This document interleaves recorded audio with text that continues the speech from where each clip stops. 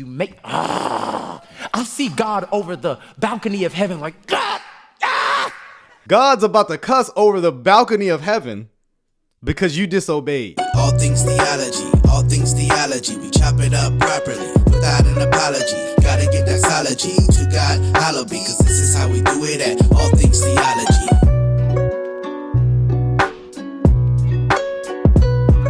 Biggest example of this in my mind is Solomon. Most scholars and theologians believe he was the richest man that ever lived. One of them.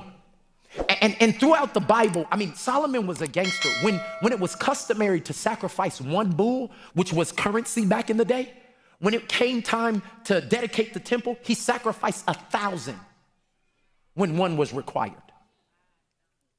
And that got God's attention so much that he visited Solomon in his dream. Now, every time Mike Todd speaks on behalf of God, God sounds like a big confused guy in the sky. Right? Watch this.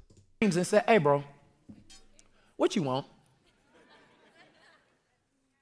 Think about God coming and asking you right now, what do you want? He only can ask people what they want who have decided to have his idea about what resources are for. He comes to Solomon after this and said, what you want? Look at how gangster Solomon's answer is.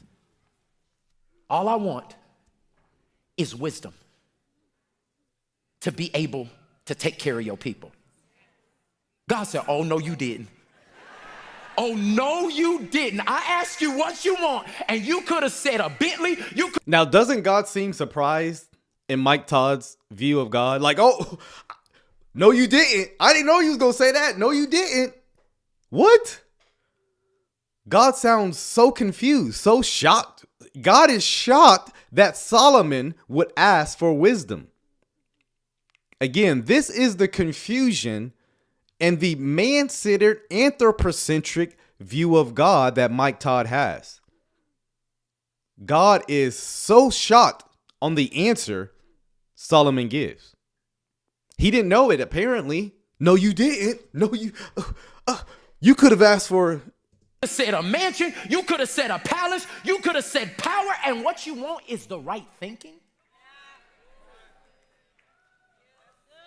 Again, God sounds like someone who is taking in knowledge, who is learning about Solomon's answer. So much for an omniscient God who knows all things, who knows before we go, before we say, yeah, I got you, sis. I got you. What? Bro, what are you talking about, man? Hey, who mans is this? Oh, mans is this? Mike Todd is projecting himself onto God.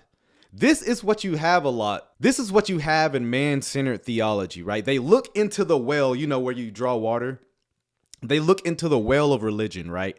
And what do they see bouncing back at themselves? Them, right? And so that's how man generally, right? Man-centered religion decides what God looks like. It's just a reflection of themselves, right? They are looking to the water and say, I'm like this, so God must be like this, right? The well of Mike Todd is being projected onto the God of high heavens who knows all things, who isn't surprised about anything. Mike Todd is projecting that onto God. You see why we keep saying Mike Todd, Transformation Church, is very dangerous? No one's taking Mike Todd out of context. I constantly get accused of that. I'm keeping him in. I want this charlatan to stay in full context because he is dangerous. I listened, and guys, if I wanted to be petty, I would put more stuff in there. But let's continue with this. Angels, I got to do something unprecedented. And then you got God react. I guess I got to do something unprecedented. I got to do something unprecedented. Again, God is shocked. God is in dismay. Now he's thinking of a plan to do, and he's collaborating with the angels, you know, who aren't omniscient themselves, and trying to devise something because God was apparently shocked when Solomon said, I want wisdom. This is terrible, guys. This is terrible. And you have people, yeah, I can't believe it either. I got to change. This baby wants the right thoughts. He wants my thoughts. So, Solomon, I'm going to give you wisdom, but I'm going to give you everything you didn't ask for too. He was blessed by the way. What I'm telling you is, if you digest all this stuff that I'm saying to you right now, and you get your thinking right, if you get this right, even if you ain't got it, you get this right. God says, now I can bless you with what you didn't even ask for, because what I asked for is the thinking of the kingdom, okay? So that's number one. So that's Mike Todd's, if you get your thinking right, now I can bless you. And we know the blessing is financial. That's what this whole sermon was about. If you get your mind right, you think rightly, i.e. be repentant, I guess, now God can bless you. So I guess, what's the inverse of that?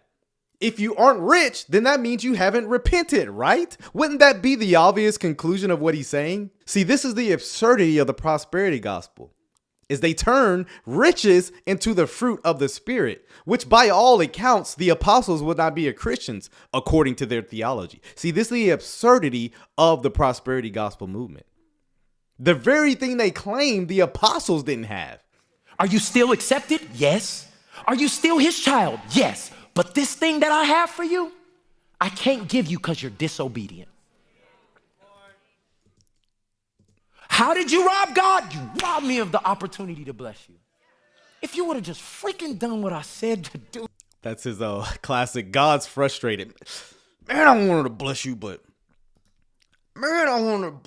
you were disobeyed, and I can't give you what you want because I don't know why I can't do it, because I just can't. How many times have you been blessed despite disobedience in your life? And how many times have you been obeying, yet you've suffered in your life? This is not a transactional one-to-one relationship and correlation Mike Todd is bringing up that the Bible talks about.